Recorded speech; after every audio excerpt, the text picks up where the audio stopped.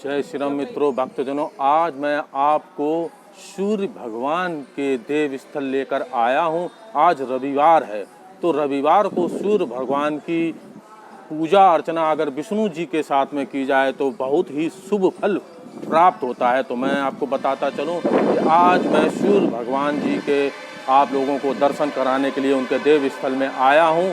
यह देव स्थल Bewar road Reliance petrol pump के पास में स्थित है।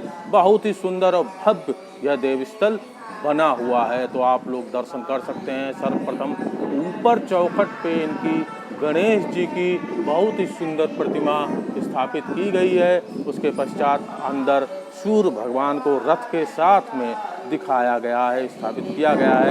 एक तरफ श्री गणेश जी भगवान है और एक तरफ श्री लक्ष्मी जी भी स्थापित की गई है। तो आप लोग दर्शन कर सकते हैं सूर्य भगवान के।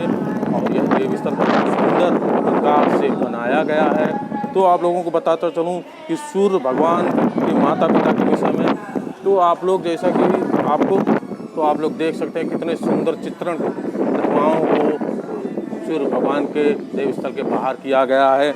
आप लोगों को बता चलूँ, पौराणिक संदर्भ में सूर्य देव की उत्पत्ति के अनेक प्रसंग प्राप्त होते हैं। पुराणों के अनुसार सूर्य देवता के पिता का नाम महर्षि कश्यप व माता का नाम अदिति है। तो अदिति के पुत्रों को आदित्य कहा गया है। 33 देवी देवताओं में अदिति के 12 पुत्र भी शामिल हैं, जिनके नाम इस प्रकार से हैं: विवस्वान, सूर्य, आर्यमा, पुषा, त्वष्टा, सविता, भग, धाता, विधाता, वरुण, मित्र, इंद्र और त्रिविक्रम, भगवान 52। तो आपको बताता चलूँ, 12 आदित्यों के अलावा 8 वसु, 11 रुद्र और 2 अश्विन कुमार मिलाकर 33 देवताओं का एक वर्ग है। तो आप लोगों को बताता चलूं, 33 देवताओं का एक वर्ग है। ब्रह्मा जी के पुत्र मरीचि से कश्यप का जन्म हुआ। कश्यप से विश्वान और विवस्वान के पुत्र वेवस्त मनु थे। विवस्वान को ही सूर्य कहा जाता है। विश्वकर्मा की पुत्री संज्ञा विवस्वान की पत्नी हुई।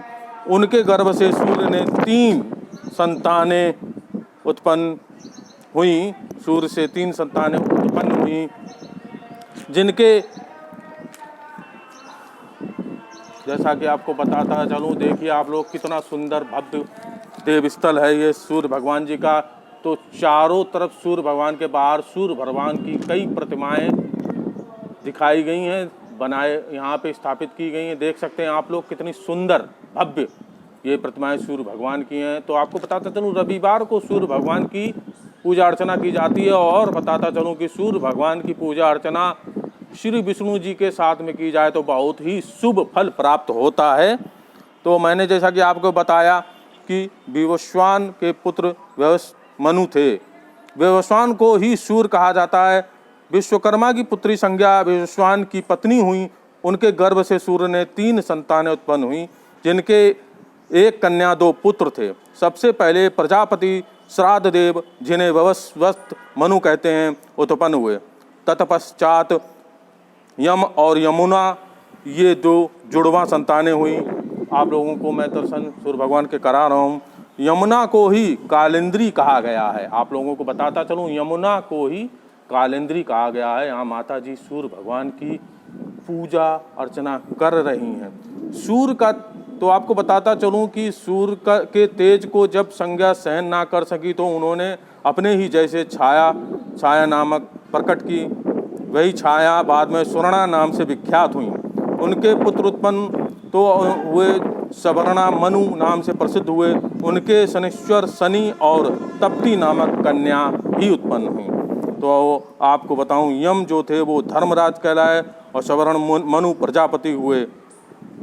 तो इनके एक पुत्र और भी बताया जाता है, जिनका नाम अश्विनी कुमार बताया गया है। तो आप लोग दर्शन कर सकते हैं सूर्य भगवान के।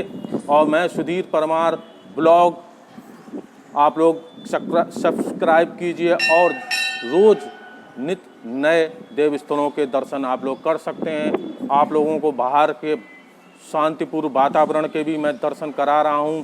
आप लोग देख सकते हैं पास में ही रिलायंस पेट्रोल पंप है और ये हाईवे इटावा बरेली वाला हाईवे है जो कि बेवर भी जाता है, आगरा भी जाता है, बरेली भी जाता है और इसी रोड से सीधे आप लोग देख सकते हैं कितना सुंदर भव्य वातावरण यहाँ का है। तो यूपी 76 फर्रुखाबाद, मैं सुधीर परमार आप लोगों से आज्ञा चाहता हूँ। ओम सूर्याय नमः।